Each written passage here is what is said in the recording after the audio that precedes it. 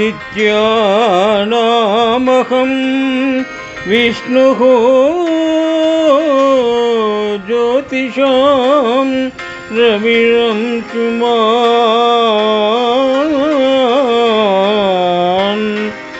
మరీచిర్మరుతామస్మి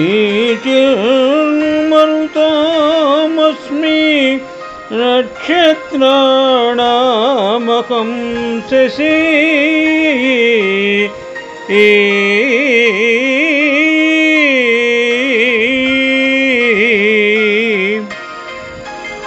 శ్రీమద్భగవద్గీత 10వ అధ్యాయము నుండి అనగా విభూతి యోగము నుండి ఈ శ్లోకము గ్రహింపబడినది.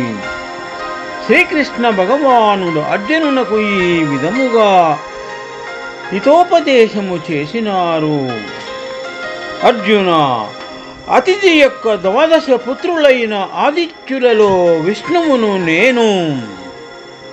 ప్రకాశింపజేయు వానిలో కిరణములు గల సూర్యుడను, మరుత్తులను దేవతలలో మరీచియను వాడను, నక్షత్రములలో చంద్రుడను అయి ఉన్నాను అని విశదముగా విభూతిని గురించి తెలిపినారు.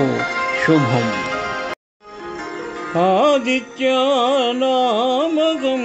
విష్ణుః జ్యోతిషాం రవిరంశుమాన్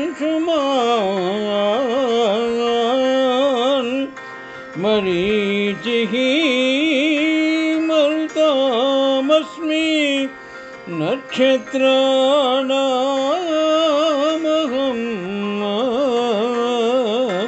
శశి.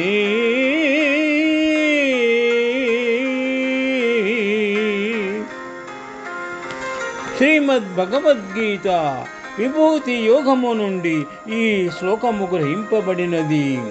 శ్రీకృష్ణ భగవానుడు అర్జునునకు తన మహితాశయమును గురించి వివరించుతున్నారు.